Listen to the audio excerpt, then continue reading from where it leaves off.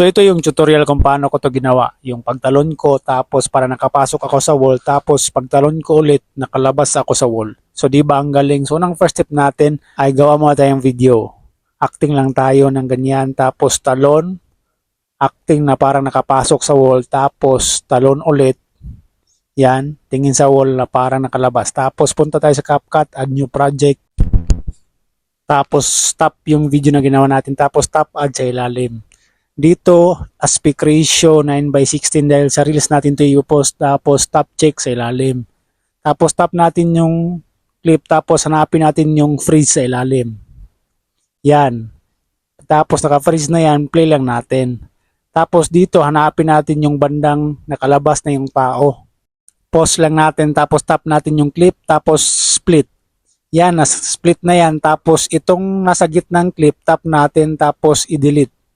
Yan. So dito tap natin yung pangalawang clip, hanapin natin sa ilalim yung overlay. Hanapin lang natin dito. Yan, overlay, tap natin. Yan, nasa ilalim na yan. Tapos long press natin, isagad natin sa unahan. Yan. Tapos tap natin yung nasa ibabaw na clip. Tapos long press nyo yung nasa hulihan, tapos i-extend nyo. Yan. Tapos isakto lang natin sa pangalawang clip. Yan. Tapos balik tayo sa unahan. So dito, tap lang natin yung nasa ilalim na clip, yung in-overlay natin. Yan, tapos focus kayo dyan sa may bandang arrow, yung pag-angat ng ating paa. Tapos play natin. Yan, nakaangat na yung paa natin. Tapos dito mag-i-split tayo. Split natin, tapos play natin ulit yung video. Yan, tapos hanapin na natin yung paglabas ng ating paa, yung pagtalaw natin. Yan, nakaangat na yung paa, split natin. Yan. Ka-split na yan, tapos tap natin yung clip na nasa gitna, tapos hanapin natin sa ilalim yung mask. Hanapin lang natin dito.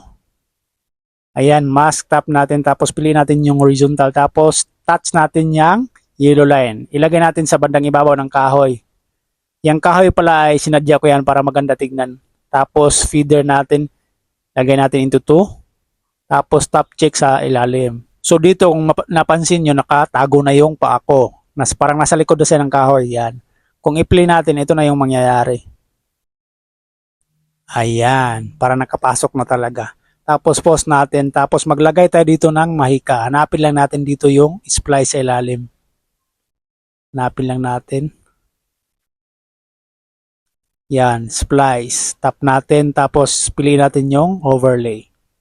Yan. Kung mapansin nyo, yung tao parang nakapasok na talaga sa wall. Tap check pag okay na. Tapos kung ipi-play natin, ito na yung mangyayari. Ayan. Parang nakapasok talaga sa wall.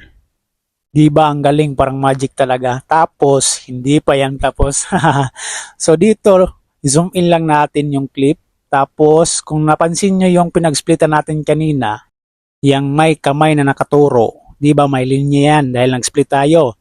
Yung white line na yan na itinuro ng red arrow, itatapat natin dyan. So itapat lang natin Pag natapat na, tap natin yung nasa ibabaw na clip, tapos split. Ayan. Tapos punta tayo doon sa pinag-splitan natin kanina, yung pagtalon ko. Hanapin lang natin dito Ayan. Yan, kita nyo yan, may nakasplit tayo, diba? So may linya yan. So ang gagawin natin, yung white line na yan, itapat natin doon.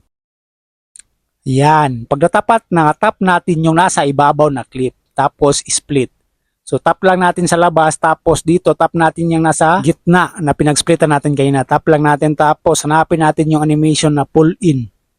Yan. Pull in. Tapos tap check sa ibabaw. Tapos tap natin yan para makalabas tayo dyan. Tapos dito i-zoom out lang natin. Tapos balik tayo sa unang pinag-splitan natin. Yan, kita nyo yan, tap lang natin yan, tapos lagyan natin na ng animation. Tap natin, hanapin din natin yung pull in. Same din, pull in. Tapos tap check sa ibabaw. Yan. Tapos pag i-play natin, may effects na yan sa pagpasok at sa paglabas ko. Yan, pagpasok ko may effects. Tapos paglabas ko may effects na yan. Okay na yan, tapos tap yung CapCut, tapos delete. Ayan, tapos tap natin yung katabi ng export yan, tapos sagad natin yung code rate. Tapos tap natin yung export, ito na yung resulta. So kung nasundan mo ang tutorial na ito, paki-follow naman ang page ko at paki-share na rin ang video na ito para makatulong sa iba. Salamat!